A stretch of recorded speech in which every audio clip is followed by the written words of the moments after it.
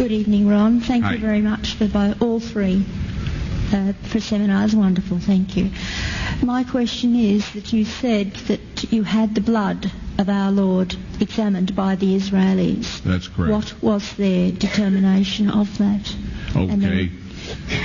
Now, we won't be able to take second questions. I'm sorry if you're on your second one. Please just step out. I love you, but we're running out of time.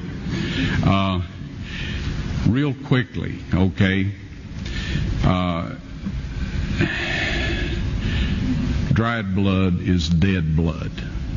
Everybody knows that, all right? They can test the blood of the pharaohs, the mummies of the pharaohs, all right? There's certain things they can do.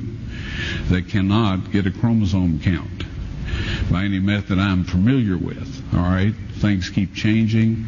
I don't profess to know everything. However, there's no way I know that you can get a chromosome count out of dead blood. You can get a DNA and some other things, but not a chromosome count, all right? That's done by living white blood cells. Now then, first of all, in this analysis, I took the blood into a laboratory in Israel. I asked one of the people I work with in antiquities, where is a good laboratory that does reliable work? And they said, such and such, such and such. I took it. I just said, please examine this blood and tell me what you can tell me about it.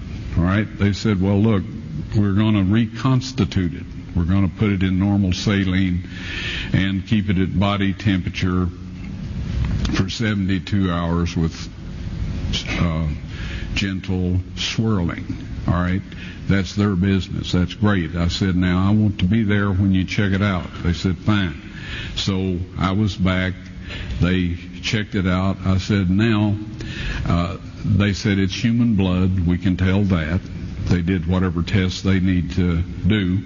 And then I said, take some of the white blood cells and put them in a growth medium and keep them at body temperature for 48 hours. And they said, well, that'll do no good because it's dead blood.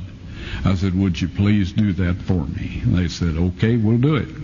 So anyway, I said, I want to be there when you take it out and examine it. So I was back there. They took it out, examined it under a microscope, and the one technician called the other one over there, and then they called the boss over there, and they were talking Hebrew a mile a minute there for a little bit, and they looked at me and they said, Mr. Wyatt, this human blood only has 24 chromosomes in it. Everybody else has 46. You see, 23 from your mother, 23 from your father, 22 autosomes from your mother, 22 autosomes from your father. You get an X from your mother, you may get an X or a Y from your father, all right?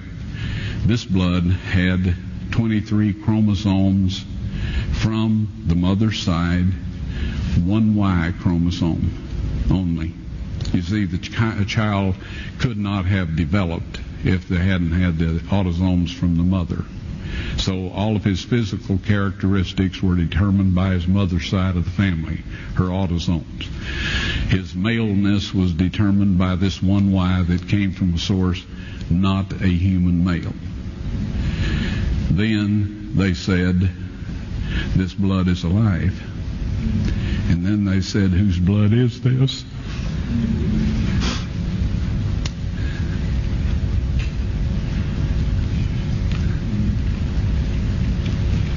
I said, it's the blood of your Messiah.